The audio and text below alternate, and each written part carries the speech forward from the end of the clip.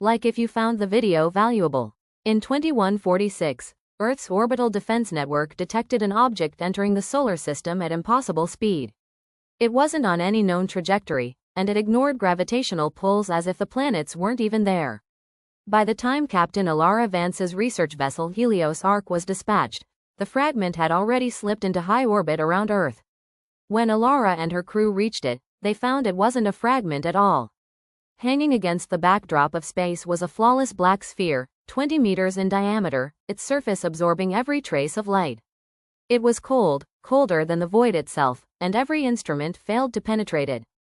The only thing it emitted was a faint, rhythmic pulse in the radio spectrum, like a heartbeat. Lieutenant Dax Corin, the ship's cryptographer, spent 2 days decoding the pulse. When he finally succeeded, the translation appeared on every screen.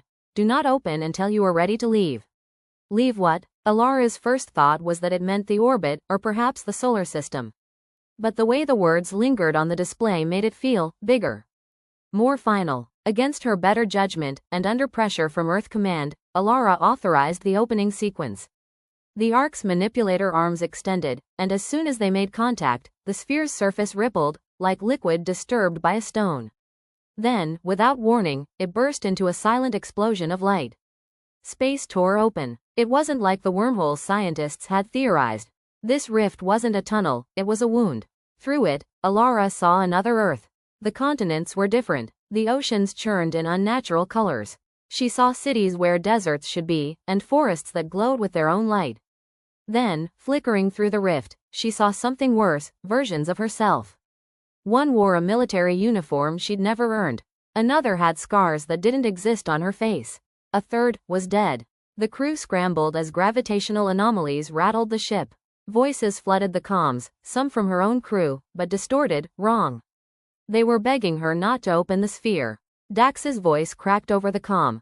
Elara, they're not just from another Earth. They're from all possible Earths.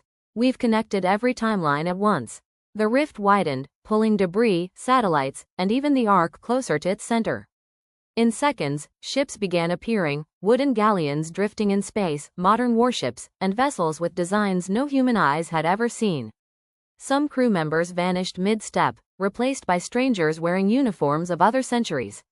One of those strangers, a woman with eyes like molten silver, appeared on Elara's bridge. She spoke in perfect English. You've triggered the Riftborn protocol, she said calmly. Only one Earth will survive the convergence.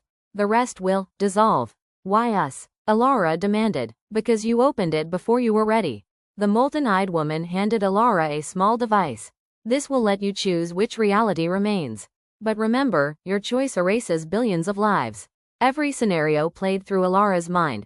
Save her Earth and doom countless others, or sacrifice her own for a chance at some greater cosmic balance. But the rift was growing. Time was unraveling. The molten-eyed woman leaned close. If you wait too long, you won't get to choose at all. The Ark groaned as 2 timelines began to merge, buildings materializing in the void, oceans spilling into the black. The crew screamed as reality itself bent and fractured. Elara looked at the device in her hand, just a single red button. She thought about her home, her family, the blue oceans she knew. She thought about the unknown billions who were just as real as her. And then, the log ends there. The Ark was never recovered.